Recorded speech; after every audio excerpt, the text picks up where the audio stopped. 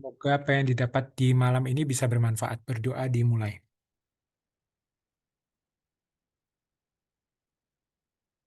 Berdoa selesai. Oke, jadi hari ini apa kita membahas terkait psikosomatik ya. Psikosomatik kalau dari blueprintnya sebenarnya nggak begitu banyak.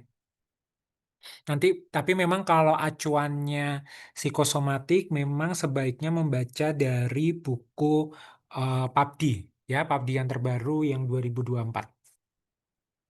Kita mulai soal nomor satu. Apa patofisiologi dari diagnosis di atas? Wanita 35 tahun, pegawai negeri sipil, berumah tangga datang dengan tiba-tiba mengalami cemas dan takut yang hebat. Kurang lebih 10-20 menit, kemudian reda sendiri. Saat muncul kecemasan itu, sakit kepala, keringat dingin, berdebar. 1 bulan terakhir, serangan takut sudah terjadi 6 kali. Penderita takut mati, takut sakit tumor otak seperti saudaranya yang mengakibatkan saudara meninggal. Sudah ke dokter, dapat alprazolam 0,5 miligram, tapi kemudian pasien takut kalau sampai terjadi ketagihan obat. Oke, apa patofisiologi dari diagnosis? Jadi memang kita intinya harus tahu ini kemungkinan ke arah mana ya. Apakah dia ke arah yang disebabkan nanti gangguan reseptor 5-HT1A, gangguan noradrenalin pada locus coeruleus, serotonin celah sinap turun, celah sinapnya naik, atau produksi serotonin perifer yang meningkat. Jadi memang kalau dari soal ini teman-teman banyak menjawabnya yang B, gangguan noradrenalin pada locus coeruleus ya dari 8 respon. Jadi kalau menurut dari PABDI memang dijadikan satu ya secara umum kondisi atau penyakit terkait gangguan cemas sama depresi gitu. Nah, sebenarnya kalau kita lebih detail lagi, terutama yang cemas atau ansietas, itu dibeda lagi. Jadi ada beberapa yang lebih spesifik, yaitu adalah GAD, ansietas GAD ya, Generalized Anxiety Disorder. Yang kedua, gangguan panik atau panic disorder, ansietas OCD, obsessive compulsive disorder, ada fobia, PTSD, sama ansietas yang lain. Itu. Nah, eh, sebenarnya kalau dari pedomannya PABDI itu sudah eh, ada bagian patofisiologi dan psikopatologinya. Cuma yang penting kan kita harus bisa membedakan mana ini GAD, mana ini serangan panik, mana ini panic disorder gitu. Ini saya pinjam dari catatannya Mas Nuklir ya. Intinya adalah pada sindrom ansietas itu teman-teman harus bisa membedakan. Nah, kalau gampangannya, kalau misalnya dia generalized anxiety disorder, intinya, nah, kalau dia, mana sih? Nah, kalau dia generalized anxiety disorder, yang pertama ya, intinya adalah dia itu cemas atau khawatir berlebihan, sifatnya itu ngambang, apa-apa dicemaskan, apa-apa dikhawatirkan, gitu ya. Dia sifatnya sulit dikendalikan, sehingga dia nanti biasanya keluhannya ya selain cemas gitu, dia ada gampang capek, terus nggak bersemangat, susah konsentrasi, sensitif ya, irritability, ototnya menjadi tegang, gangguan tidur ya. Biasanya kalau cemas itu sulit memulai tidur gitu kan. Insomnia atau kesulitan tidur ada yang early, middle sama late. Nah, kalau si cemas kan dia biasanya sulit untuk memulai tidur. Nah, biasanya GAD ini tegak kalau dia sudah 6 bulan intinya gitu dan dia biasanya sudah mengganggu pekerjaannya itu GAD Generalized Anxiety Disorder intinya kayak ngambang apa-apa dicemaskan negara ini gimana apa ke depannya masa depan perekonomian dan lain-lain lah itu GAD. Teman-teman harus bisa bedakan sama gangguan panik. Panik disorder juga jangan disamakan sama serangan panik. Kalau gangguan panik atau panik disorder, ya itu adalah ya gangguan panik gitu. Tapi kalau pada saat dia dalam serangan, ya itu berarti adalah serangan panik gitu. Nah, kalau panik disorder, minimal dia yang ini, yang hafalannya ada 4-4-4 itu. Setidaknya dalam 4 minggu ya atau 1 bulan, dia akan mengalami kondisi-kondisi serangan panik ya gitu. Nah, di antaranya itu dia biasanya tidak ada gejala. Jadi ketika serangan panik muncul dalam kurun waktu bisa 10 sampai 15 menit, habis itu dia eh, bisa aja hilang, terus habis itu muncul lagi serangan paniknya itu bisa. Dan biasanya dia itu membawa dirinya ke IGD gitu ya. Jadi karena dia kayak nggak bisa nafas, pokoknya dia ada gejalanya kan biasanya ada 4 itu ya. Misal nggak gejala pernafasan, dia sesak nafas, atau misalnya dia jantung, dia biasanya nyeri dada, kayak mau mati lah dia bilang gitu. Nah itu biasanya adalah si gangguan panik tuh. Nah gangguan panik ini biasanya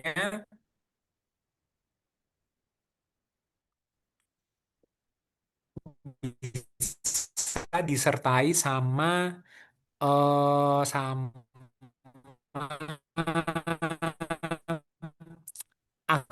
agorafobia. Baru keputus dok. Agorafobia itu adalah contoh bagian dari Oh, fobia ya keputus-putus ya. gitu. Agorafobia. Internetku nggak ini ya? Apa? Iya. Internet masih putus-putus nggak, Dis? Nah, sekarang lancar itu tadi itu enggak. Ya udah ya. Saya Belum ini beli sebentar sinyal tak ya. coba. Oh, tak coba mencari sinyal. Bentar. Eh,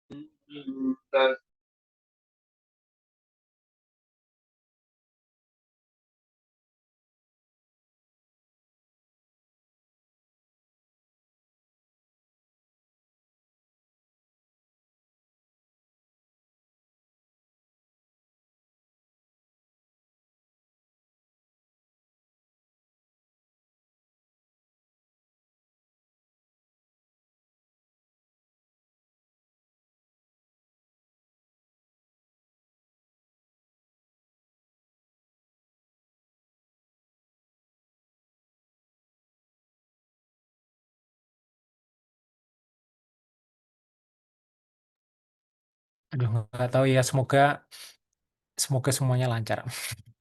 Maksudnya internetnya kayaknya lagi nggak bagus. Oke, eh, tadi ya. Jadi GAD udah ya, dia minimal 6 bulan. Terus dia yang kedua adalah serangan panik yang 4-4-4 dalam 4 minggu. Ada minimal 4 serangan sama 4 organ yang terlibat. Ya, itu serangan panik. Sering disertai dengan agorafobia, takut keramaian, sehingga dia itu pengennya di rumah. Ya, housebound. Pokoknya dia pengen di rumah tuh. Nah, itu adalah serangan panik. Tapi nggak mesti dengan agorafobia kok. Gitu ya. Serangan panik, panic disorder aja juga bisa. Terus yang ketiga adalah obsesif kompulsif. Intinya kalau obsesif itu pikirannya berulang, kalau kompulsif itu tindakannya ya gitu. Dan dia ada memang tindakannya ini berusaha untuk memenuhi pikirannya yang diinginkan, tetapi dia tidak merasa puas lah intinya itu OCD. Gejala OCD tegak kalau minimal dia 2 minggu gitu. Terus kalau OCD itu nanti jenisnya ada macam-macam ya. Ada yang apa harus cuci tangan terus, merasa dirinya kotor. Ada yang merasa dirinya itu adalah orang yang jahat. Ada yang merasa dia harus mengumpulkan barang-barang. Itu jenis-jenis OCD. banyak tapi kayaknya nggak penting di sini. Terus yang keempat adalah fobia. Kalau fobia itu ketakutan yang spesifik gitu ya. Kalau GAD kan nggak jelas ya, dia cemas karena hal-hal yang nggak jelas gitu. Tapi kalau fobia tuh dia objek atau situasinya tuh jelas. Fobia air, fobia ketinggian, kayak gitu-gitu ya. Salah satu fobia yang spesifik nanti ada fobia sosial sama fobia yang agorafobia itu. Nah, terus yang keempat adalah PTSD. Nah, kalau PTSD ini Post Traumatic Stress Disorder, intinya dia adalah ada trauma yang berat ya. Traumanya itu harus yang berat, nggak bisa trauma yang lucu-lucu gitu nggak bisa. Jadi dia trauma yang berat, bisa dia mengalami, bisa dia menyaksikan, atau misalnya dia contohnya yang khas itu kan apa, orang yang habis perang gitu. Nah, dia bisa aja muncul keluhan atau gejala yang menunjukkan PTSD. Biasanya adalah dia itu waspada yang berlebihan atau hyperarousal. Terus ada kilasan balik, jadi misalnya dia habis perang atau dia kecelakaan tenggelam ketika dia lihat air, maka dia teringat lagi gitu ya, ada flashback, itu yang khas juga di PTSD. Terus dia avoidance, berusaha menghindari, gitu. Oh, ada air, ada keluarga sahabatnya waktu dia berperang, dia berusaha menghindari, avoidance. Itu adalah PTSD. Tuh, dia biasanya setidaknya itu eh, dalam waktu 6 bulan lah. Nah, kebanyakan dari ini semua itu terapinya adalah SSRI sekarang ya, SSRI. Atau intinya antidepresan. Catatan di sini yang pertama adalah kalau GAD dia itu first line-nya adalah buspiron gitu ya. First line-nya adalah buspiron. Terus kalau catatan yang kedua adalah kalau dia serangan panik, kalau dia pas panik ya, itu ditambahkan benzodiazepin seperti alprazolam gitu. Ya, tapi secara umum sindrom ansietas dia dikasih antidepresan. Oke, jadi kecuali yang tadi ya, yang tadi tambahannya alprazolam, benzodiazepin ataupun yang buspiron untuk si GAD. Walaupun sebenarnya kalau teman-teman cari sumbernya terapinya adalah antidepresan. Ya, buspiron itu sebenarnya juga ansiolitik. Ya, sekarang nanti ini catatannya udah tak di sini, nanti bisa dibaca masing-masing. Nanti untuk obat kita belajar di yang terakhir. Nih ya, ini cuma tak masukin aja. Oh ya, ya udahlah, mumpung mumpung ada di sini. Ini intinya adalah yang pertama sekalian belajar terkait ansiolitik ya. Untuk ansiolitik kita bagi jadi dua, benzodiazepin sama golongan non benzodiazepin. Nah, salah satunya itu adalah tadi buspiron. Jadi dia ini eh, ansiolitik tapi tidak termasuk benzodiazepin gitu. Jadi dia tidak ada efek samping yang kayak hipnotik, kayak nanti jadi ngantuk dan lain-lain, adiktif dan lain-lain, enggak. Jadi buspiron ini oke. Nah, terus nanti kalau yang si benzodiazepin itu teman-teman harus dihafalkan ada short acting, intermediate sama long acting. Kalau short acting itu half life-nya kurang dari ya 4 jam lah atau 5 jam. Itu biasanya yang digunakan untuk apa, hipnotiknya kuat banget, midazolam untuk obat-obatan anestesia, triazolam, etiozolam gitu, itu hipnotiknya kuat banget. Sementara kalau yang intermediate, nah yang half life-nya 5 sampai 24 jam ini, contohnya alprazolam, estazolam, lorazepam, oxazepam, ini yang biasanya kita pakai ya.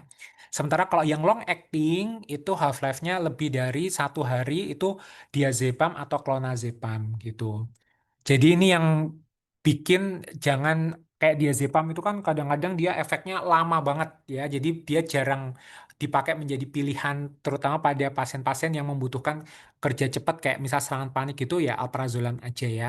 Short acting itu terlalu heboh hipnotiknya gitu. Terus catatan lagi, ini adalah antidepresan, mengingatkan lagi, review lagi, untuk antidepresan kan banyak digunakan pada kondisi-kondisi yang tadi saya sebutkan. Nah, untuk antidepresan itu pada intinya adalah dia berusaha menjaga neurotransmitter-neurotransmitter itu kadarnya tuh tinggi pada celah sinaps.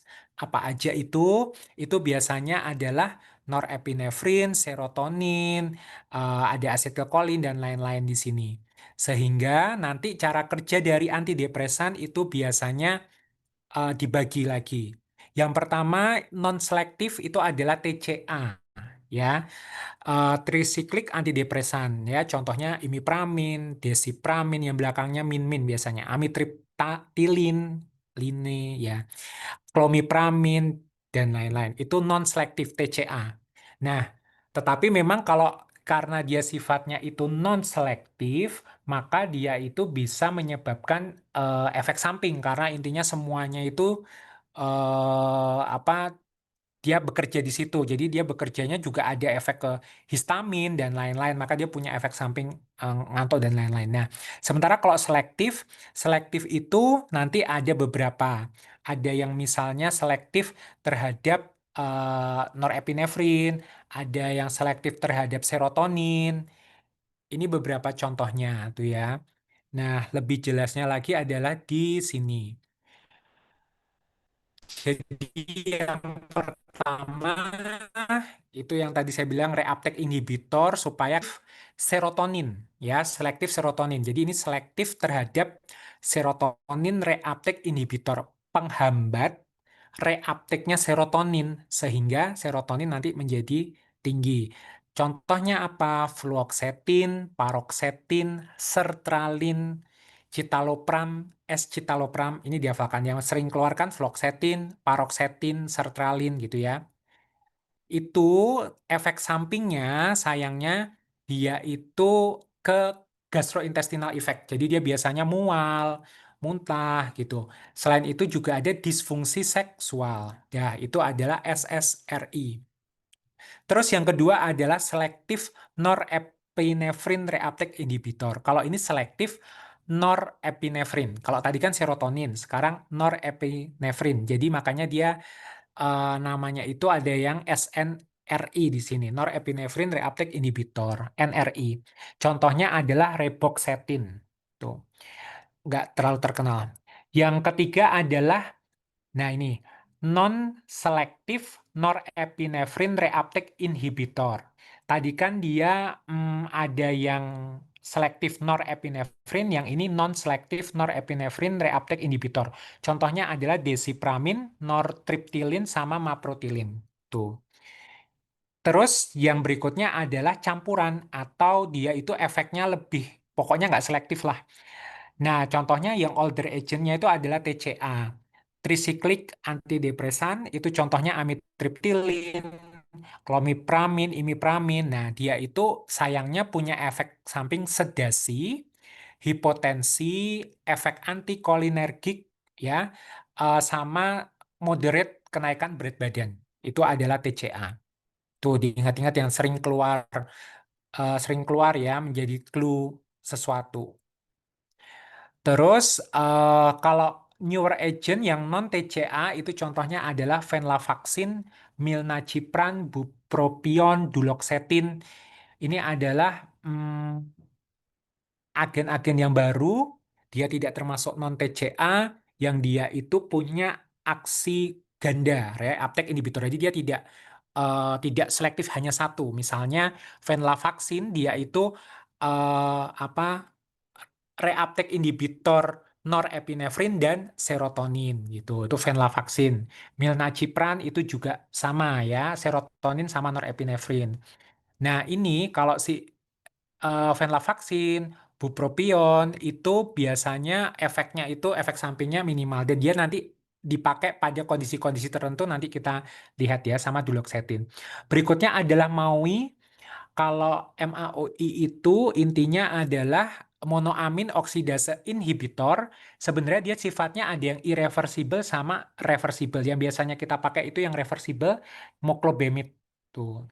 Terus ada juga yang agen mix action newer agent. Nah, ini yang ada campuran-campuran. Jadi dia tidak hanya ya, berefek apa, bekerja dengan serotonin, norepinefrin, tapi dia juga bekerja misalnya pada reseptor adrenergik dan lain-lain. Nah, ini contohnya adalah mirtazapin, mianserin, nefazodon, sama trazodon. Tuh. Nanti teman-teman akan, kalau lihat tabelan, loh ini kok ada yang trisiklik, ada yang tetrasiklik gitu, nggak apa-apa. Tapi menurutku yang lebih oke, memang klasifikasi berdasarkan cara kerja nanti adalah yang tabel yang tadi saya tampilkan ini gitu. Lebih gampang pakai ini. Cara kerja itu jadi lebih nyambung aja. Nah, terus nanti kalau teman-teman kadang-kadang kan ditanya dokter Agus, nah misalnya kayak contohnya golongan RIMA ya, RIMA tuh yang reversible inhibitory monoamin oksidase. Ya dia tuh kayak MAUI, tapi yang sifatnya reversible. Yang tadi saya bilang kan MAUI itu ada yang irreversible, ada yang reversible. Nah itu contohnya moclobemid itu. Terus ada juga yang dibilang sebagai NASA. NASA itu ya noradrenalin sama serotonin selektif antidepresan. Ya intinya contohnya mirtazapin ya dia itu kan tadi saya sampaikan bekerja tidak hanya selektif hanya satu tapi dia juga dua. Namanya apa tinggal namanya di nama lainnya aja lah gitu ya. Tuh NASA ya. Terus lain-lain menurut saya nanti yang penting teman-teman tahu untuk efek sampingnya sih, efek sampingnya.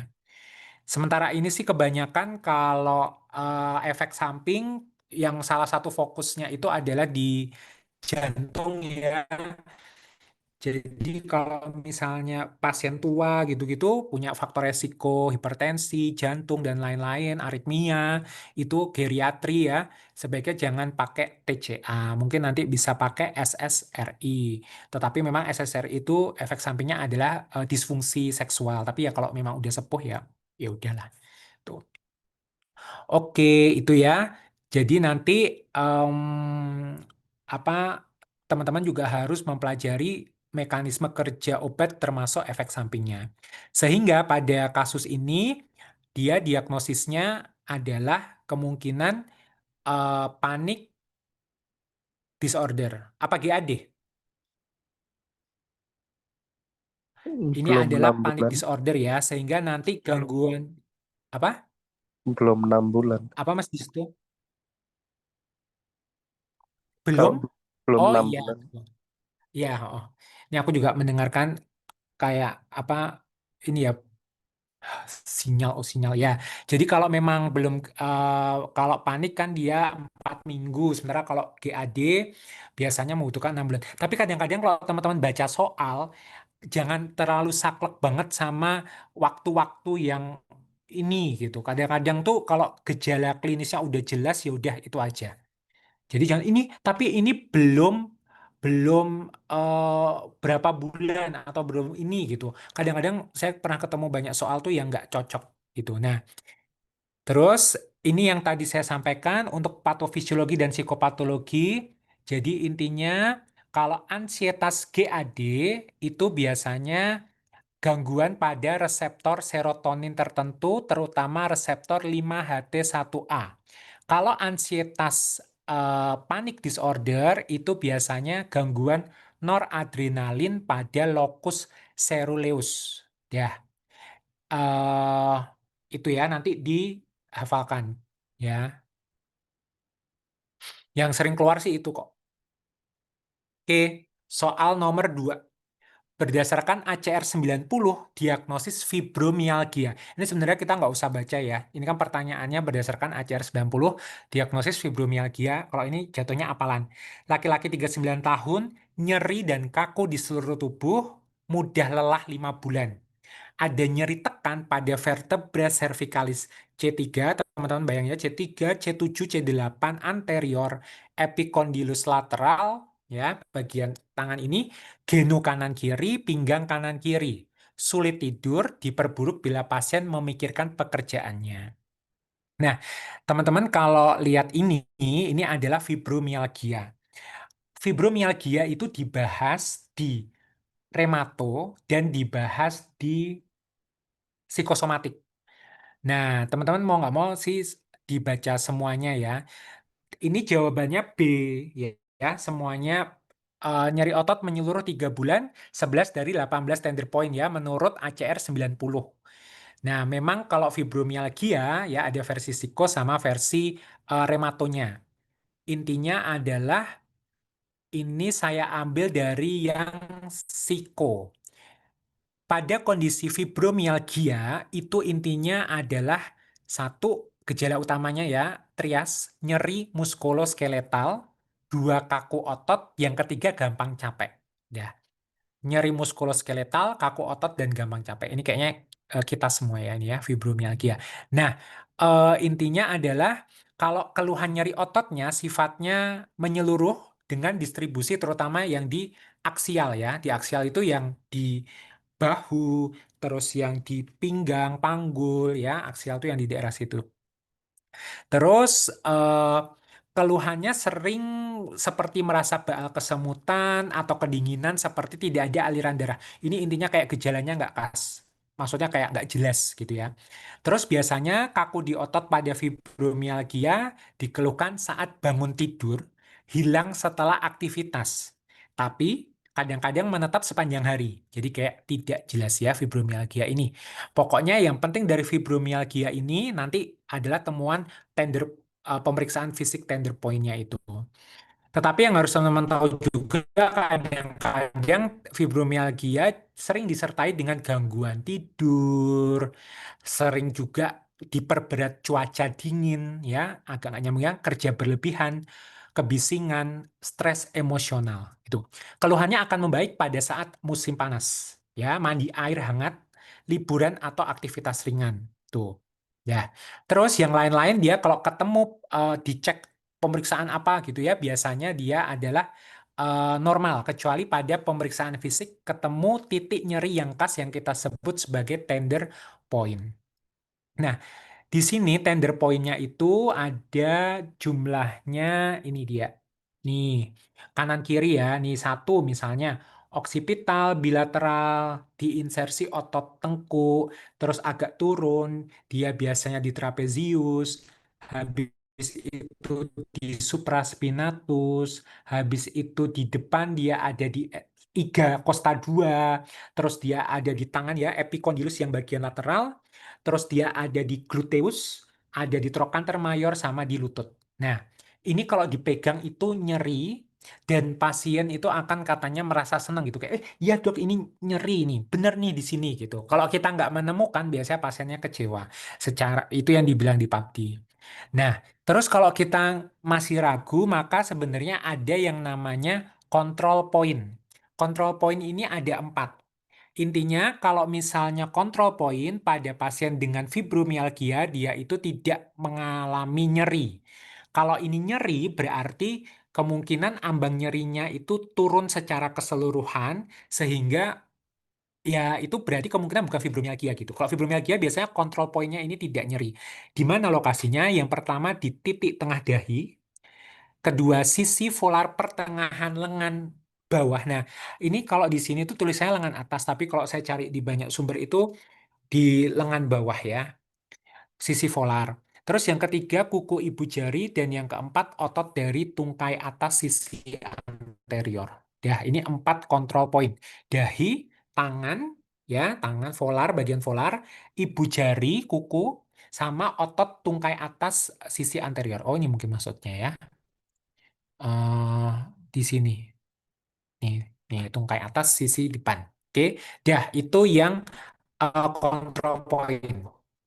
Terus itu adalah sindrom fibromialgia.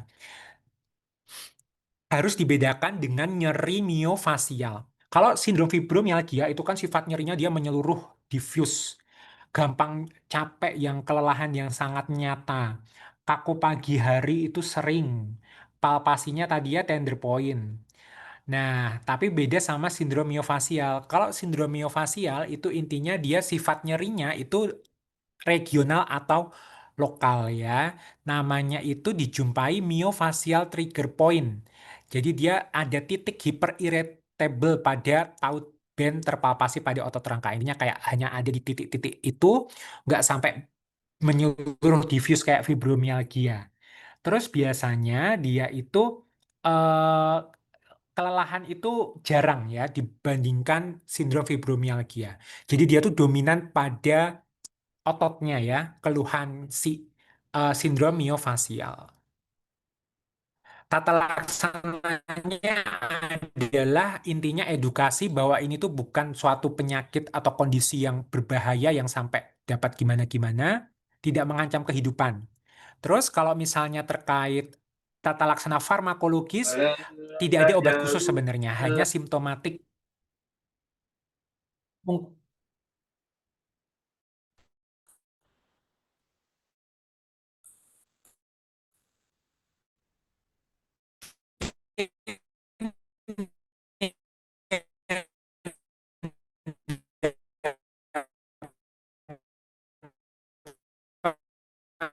Bentar, putus-putus dok.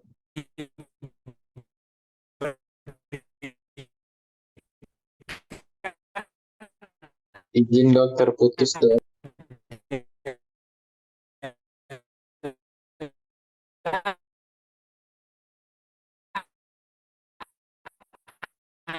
antidepresan,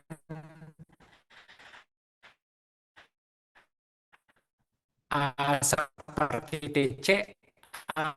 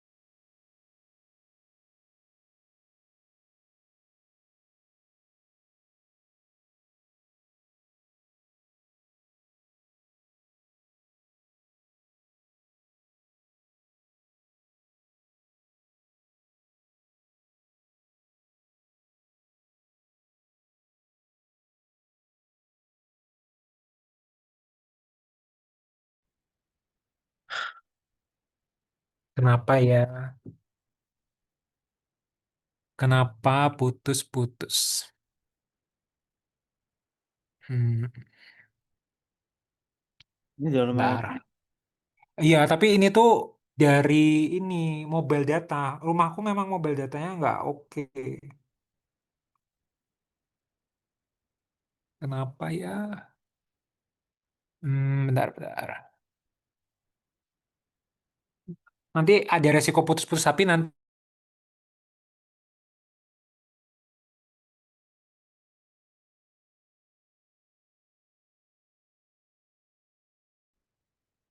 ininya sih harus dibaca aja sih. Ini udah tak share screen belum sih? Belum, dokter. Belum ada.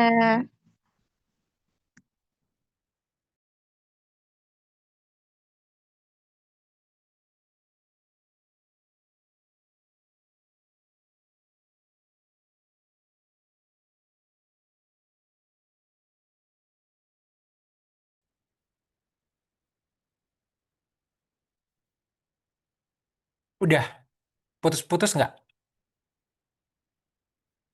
Masih sekarang putus. enggak sih. Ya nanti paling bentar putus-putus. Oke, jadi intinya fibromialgianya yang baru, ini teman-teman harus baca ya PABDI 2024 yang fibromialgianya baru karena diagnosisnya udah pakai ACR 2016 gitu ya. ACR 2016 ini intinya nanti dia pakai skor widespread Pain Index minimal 7 sama skor Symptom Severity Scale minimal 5. Jadi WPI-nya antara 4 sampai 6, skor SSS di atas sama dengan 9 gitu. Tetapi intinya sebenarnya mirip-mirip aja kok. Jadi menurutku sih nanti juga nyerinya di situ-situ aja. Tapi ini memang lebih mudah sebenarnya karena dia ada regio-regio, rahang bahu kiri, lengan kiri atas, terus yang kanan atas, terus yang bagian pinggang, pinggul, bokong. Nah, itu ya dibaca aja. Nanti yang penting teman-teman tahu skornya minimal 7 Widespread Pain Index sama SSS 5. Terus ini sama. Nah, untuk terapinya tadi sama juga kok ya. Tapi pengobatan non farmakologi jangan lupa bisa aja ada dikasih transcutaneous electrical nerve stimulation. Dia rendah lemak, tinggi serat ya. Itu juga bisa. Sama kalau terapi farmakologi antidepresan. Oke.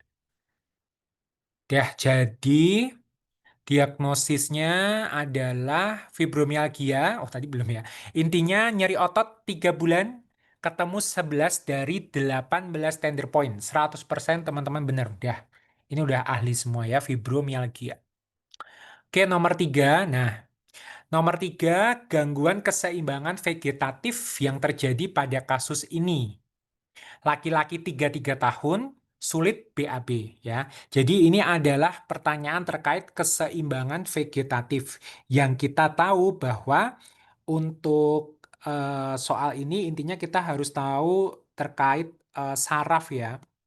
Sistem saraf kita kan ada yang sistem saraf pusat sama sistem saraf perifer. Pusat itu kan yang otak sama si tulang apa vertebra apa sih apa medulla spinalis. Terus kalau yang perifer dia kan ada yang somatik sama autonom. Nanti yang sistem saraf otonom atau SSO dibagi lagi ada simpatis sama parasimpatis. Yang biasanya kita hafalkan apa fight or flight ya. Terus habis itu kalau yang simpatis dia yang eh, fight, terus yang parasimpatis itu yang istirahat ya, istirahat. Jadi nanti dia lebih dominan di pencernaannya, akan lebih aktif, terus pokoknya istirahatlah. Parasimpatis pipis, jadi dia yang apa buang air kecil gitu-gitu ya. Oke, sekarang dia keluhan sulit BAB. Oke, jadi dia eh, pencernaannya ini turun, ini berarti kemungkinan ke arah simpatis ya. Terus sebelumnya dia BAB setiap hari, tapi sekarang hanya 1 kali dalam seminggu, sehingga perut terasa penuh dan nafsu makan turun. Sering mengeluhkan sakit kepala, jantung berdebar, ini kemungkinan simpatis saat berada di kantor. Karyawan perusahaan sejak ada corona masuk 2 hari per minggu. Ada informasi terkait rencana pemangkasan jumlah pegawai karena profit semakin menurun. Sehingga gangguan keseimbangan vegetatif, ini udah jelas, dia lebih dominan si hipertoni simpatis. Jadi 75% sudah menjawab dengan tepat. Nah, untuk ketidakseimbangan vegetatif itu ada 4. Yang pertama, dia adalah nih, eh nih mana sih? Hipertoni simpatis. Jadi, hipertoni simpatis intinya tonus simpatis berlebihan dan langsung yang sangat banyak gitu ya. Hipertoni simpatis contohnya apa? Di sistem saraf pusat, dia biasanya simpatisnya aktif tuh tremor, pusing, insomnia, selalu merasa dingin, harus berpakaian tebal, nervous, itu sistem saraf pusat. Di jantung dia palpitasi, takikardi, ekstrasistol, AF dan lain-lain, hipertensi ringan. Nah, kalau gastrointestinalnya justru dia kenaikan ambang rangsang sehingga peristaltiknya sangat berkurang sehingga terjadi obstipasi pada pasien di kasus ini misalnya tadi ya. Sekresi zat digestif kelenjar lambung sangat berkurang ya tuh. Terus yang kedua adalah hipotoni simpatis. Kalau hipotoni simpatis intinya adalah ini ya, kalau hipertoni simpatis berlangsung cukup lama, pasien menjadi lemah, energi cadangan sudah banyak berkurang. Gejala-gejalanya dia nanti akan uh, tidak nyata lagi. Yang nyata sekarang justru yang lemah. Duh, putus-putus lagi ya. Enggak, Dok. Enggak ya? Oh, kok kayaknya putus-putus. Oh, enggak. Oke, eh ya. Terus berikutnya tadi udah ya, ada hipertoni simpatis, ada hipotoni simpatis, sama ada hipertoni parasimpatis, ya, atau vagutoni.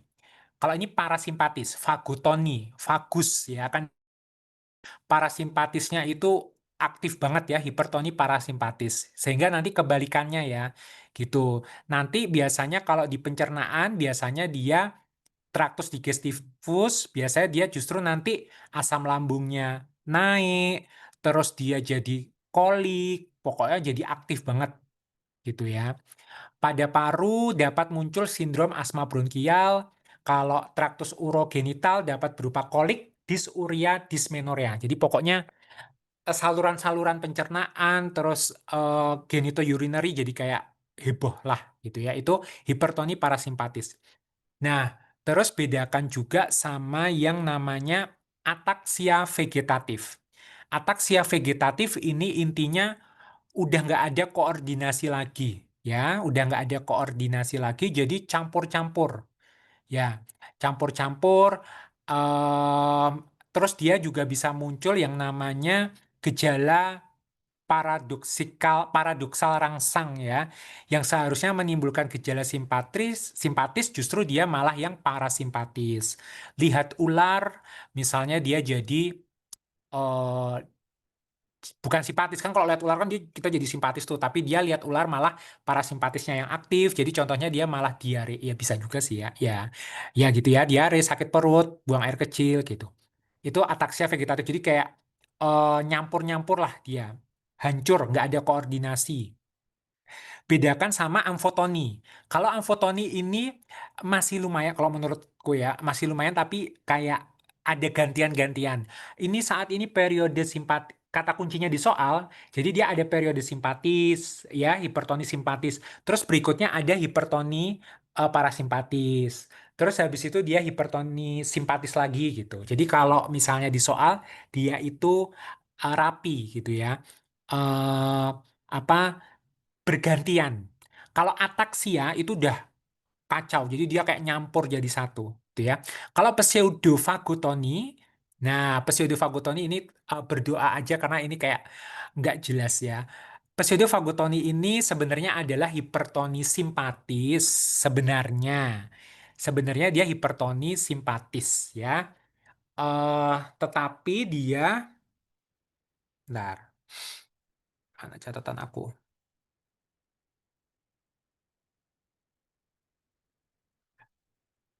Loh, mana ya? Nanti aku coba buka catatan aku ya.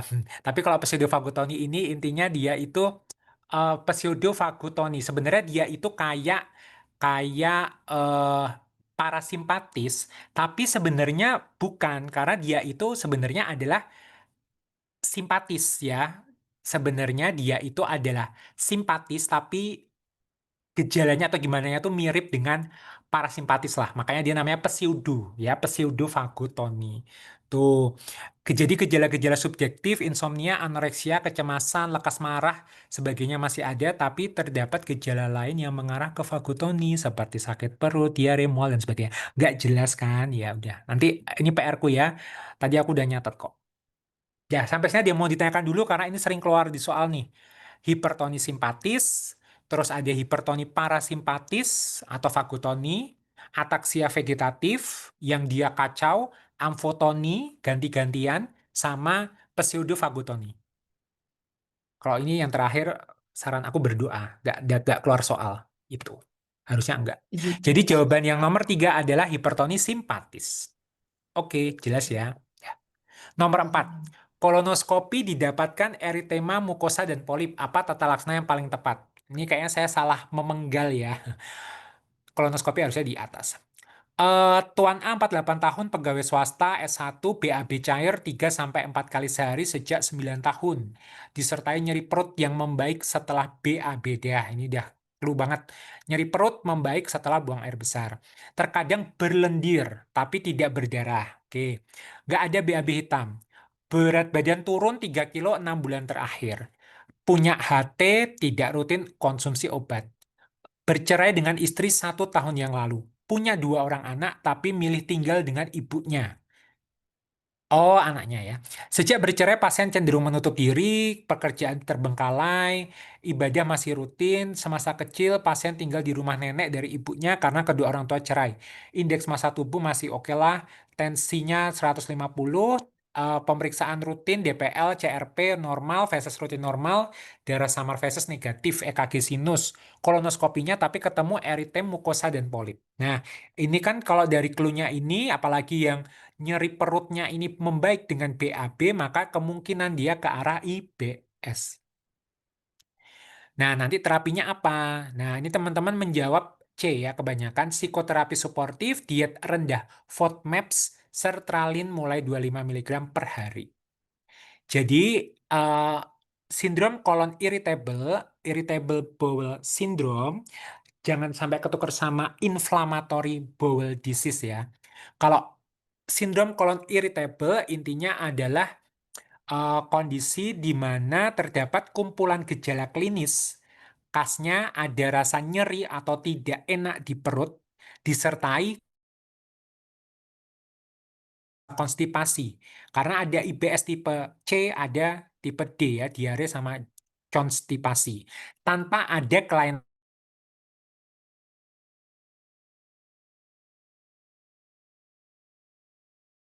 jenisnya hampir semuanya itu rasa nyeri atau rasa tidak enak di perut. Sifatnya bisa kolik atau nyeri yang tajam menusuk. Konek lagi ya. Intinya dapat berlangsung menit sampai jam. Terus timbul biasanya pada salah satu sisi perut, daerah fossa iliaka kiri atau kanan, tapi bisa juga di tempat lain. Kadang-kadang sampai punggung. Rasa nyeri, nah ini hilang setelah BAB atau setelah flatus, gitu. Terus yang teman-teman bisa temukan lagi, biasanya 4 gejala yang sering ditemukan juga, perut kembung, rasa nyeri tadi ya, BAB lebih sering, atau fesesnya lembek pada saat timbulnya rasa sakit. Terus, tidak ada tanda klinis patognomonis pada IBS, ya, iliaka kiri, dan nyeri tekan. Colok dubur didapatkan rasa nyeri dan lendir yang banyak. Juga sering ditemukan banyak lendir pada saat kolonoskopi. Terus biasanya untuk tata laksananya kalau misalnya dia ringan, jadi dia dibagi ringan, sedang, berat. Kalau ringan dia itu tidak mengganggu aktivitas, keluhan hanya sesekali, jarang ketemu sama dokter. Cukup edukasi terkait penyakitnya atau psikoterapi ya, edukasi terkait perjalanan penyakitnya. Kalau misalnya konstipasi, dia tinggi serat. Kalau ada kembung dapat diberikan psilum atau metil selulosa. Terus kalau yang sedang ini sudah mulai ada gangguan kehidupan sehari-hari, ya. Gejalanya sudah jelas sekali berhubungan dengan pencetusnya, misalnya makanan atau stres, ya. Psikologisnya lebih nonjol nih daripada yang ringan. Terapinya udah harus ditambahkan simptomatik jangka pendek. Misalnya dia nyeri, kasih antispasmodik, tuh ya. Kalau misalnya diare dapat diberikan loperamid 4 kali sehari. Terus juga dapat diberikan kolestiramin, dapat memperbaiki penyerapan asam empedu. Kalau konstipasi dominan maka dia tinggi serat, terus obat-obatan dalam waktu singkat dapat diberikan seperti laksatif ataupun cisaprid. Tuh. Biasakan BAB teratur setiap hari. Psikoterapi juga memberikan perbaikan yang bermakna. Oke. Terus yang ketiga adalah kalau dia berat. Kalau berat ini biasanya susah ditangani, gejala timbul tidak berhubungan dengan makanan, aktivitas, atau perubahan fisik yang lain. kelainan psikis seperti cemas, depresi juga sering ketemu. Pasien menjadi frustasi karena nggak sembuh-sembuh. Kalau ini harus psikoterapinya harus lebih terarah, terus menghilangkan rasa nyeri yang hebat dapat diberikan antagonis 5-HT3, antagonis 5-hidroksitriptamin yang menekan perangsangan saraf visceral aferen atau hipnoterapi. Selain itu dapat diberikan obat psikotropik untuk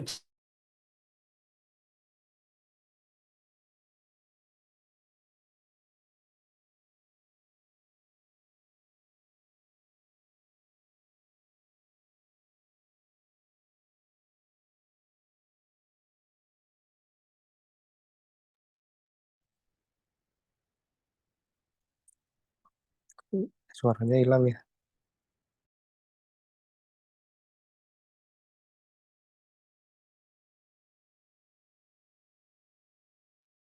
Hilang suaranya ya.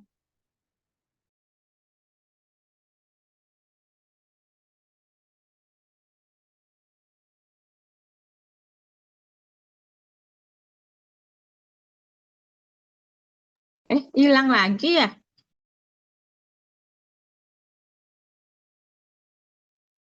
Iya nih hilang suaranya.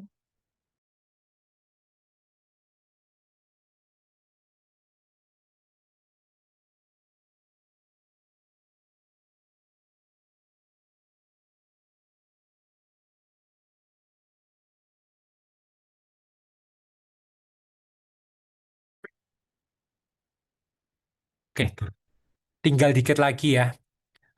Ya tinggal dikit lagi. Intinya adalah FODMAP itu kalau misalnya untuk terkait IBS nanti intinya harus dikurangi ya untuk memperbaiki gejala-gejala dari IBS. Nah, intinya FODMAP itu uh, dia tuh ada kepanjangannya. Pokoknya ada fermentasinya F-nya kayaknya. Ya, tak cari. Fermentable oligosakarida, disakarida, monosakarida dan polyols. Ya, ini pernah keluar di latihan soal. Intinya kalau misalnya pada pasien dengan IBS itu sebaiknya dikurangi ya.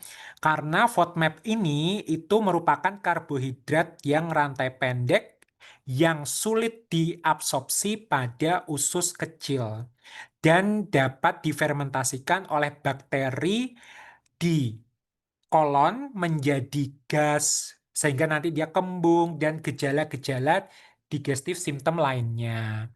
Nah, sehingga dia harus rendah diet rendah FODMAP. Tuh, nanti contoh-contohnya ada di sini. Oh, mana nih apa buah-buahan atau sayuran yang mengandung si FODMAP ini. Ya, sehingga jawabannya adalah psikoterapi, diet rendah FODMAP, dan sudah berikan aja sertralin mulai 25 mg per hari dan dapat diberikan probiotik pada IBS. Ini sebenarnya kalau di PubD yang si psiko psikosomatik sih nggak menyebutkan itu ya, tapi kalau teman-teman baca di tempat lain, di bagian gastro, maka dia akan muncul ya probiotik, terus ada diet rendah FODMAPs, dan lain-lain. Sampai sini dia mau ditanyakan? Kalau nggak ada, kita masuk ke soal terakhir. Manakah terapi yang mungkin pada pasien ini? Wanita 38 tahun berdebar. Tes Slide-nya darah nggak baca. ada. Slide-nya Oh, nggak kelihatan dok. belum di-share ya? Iya.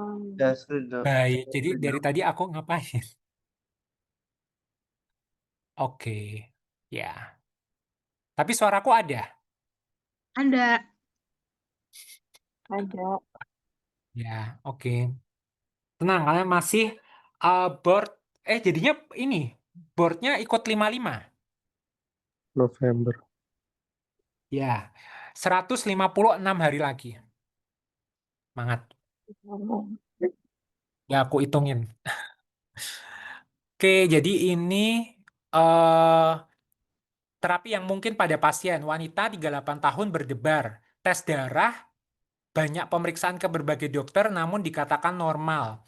Keluhan tersebut timbul sewaktu-waktu. Pencetusnya adalah ketika pasien merasa beberapa pekerjaan tertunda tidak sesuai jadwal yang ia susun. Seringkali pasien memeriksa berulang-ulang tentang kunci rumah karena takut lupa mengunci dan selalu mencuci tangan setiap aktivitas apapun. Sehingga suami dan anaknya mengeluh tentang kebiasaannya itu karena berlebihan. Oke, jadi ini jelas ya. Ini ada pikiran yang berulang-ulang tentang kunci rumah, tentang takut lupa mengunci. Terus dia mungkin takut kotor ya, dia selalu mencuci tangan. Nah, ini kan dia berarti ada pikirannya obsesif sama tindakannya adalah kompulsif. Jadi ini adalah OCD. Memang kadang-kadang tidak disebutkan kayak parameter waktunya. Kalau OCD biasanya dia berapa hari, berapa minggu? 2 minggu. 2 minggu ya, sip. Dia 2 minggu. Nggak ada waktunya tuh dia.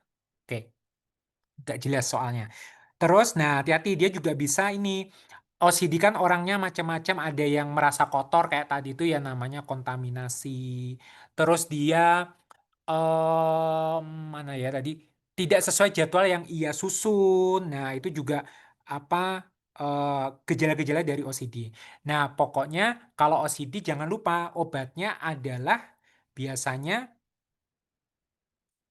antidepresan gitu. Karena memang untuk secara patogenesis OCD ini kemungkinan ada kelainan pada neurotransmitter si serotonin atau 5-HT. Oke, jawabannya teman-teman adalah sertralin. Sip.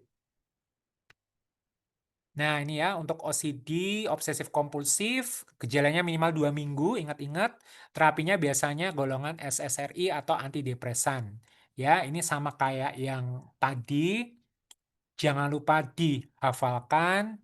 Sama nanti tak share terkait yang ini, apa, yang kayak misalnya ada nyeri atau apa, dia antidepresannya apa, nanti tak share.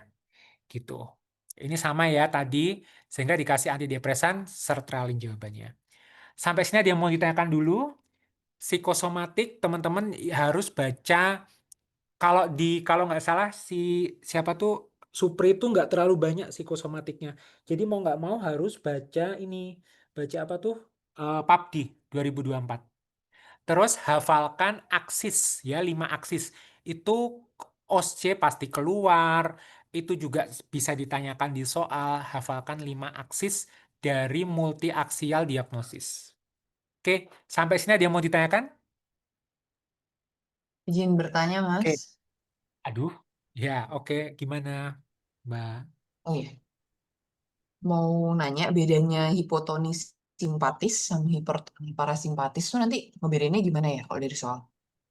Perbedaan dari hipertonik apa? Simpatis Hipertoni parasimpatis dengan hipotoni simpatis. dengan hipotonis simpatis ya? Oh iya, sebentar. Tadi itu ada ya.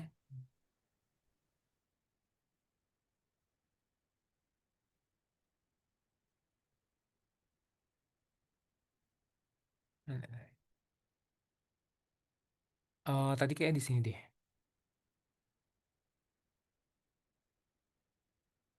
Nih nih. Perbedaan antara hipertonik parasimpatis. Oke, jadi sebenarnya kalau si hipertoni parasimpatis ya jelas ya dia itu kan parasimpatisnya aktif banget ya, parasimpatisnya aktif banget. Ya udah jadi dia gejala-gejalanya ya parasimpatis banget lah.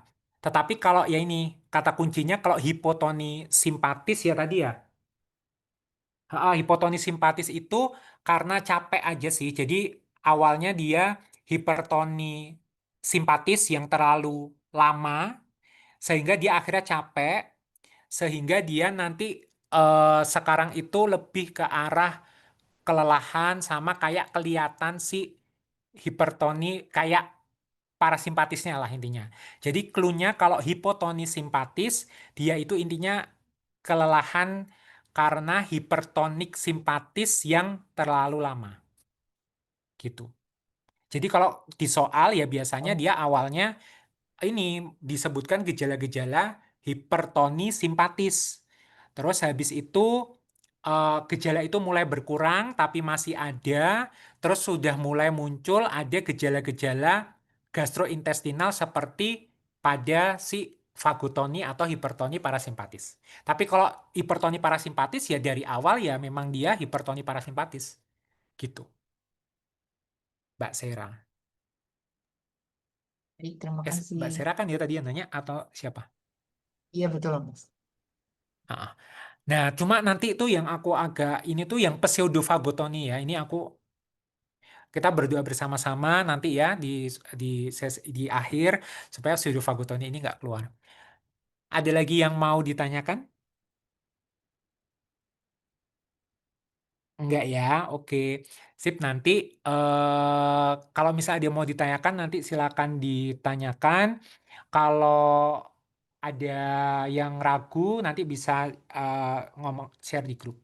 Untuk hari ini maaf saya belum menyiapkan untuk Kahoot. Jadi next ya untuk Kahootnya. Oke.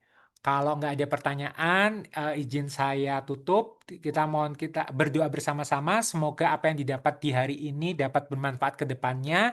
Dan kita berdoa bersama-sama. Semoga pseudovagotoni ini nggak keluar di soal. Oke. Berdoa dimulai. Berdoa selesai.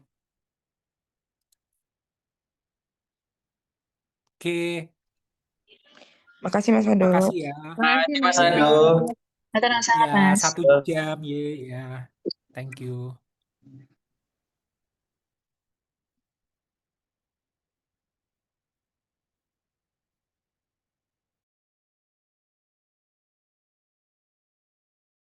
Matur nuwun sanget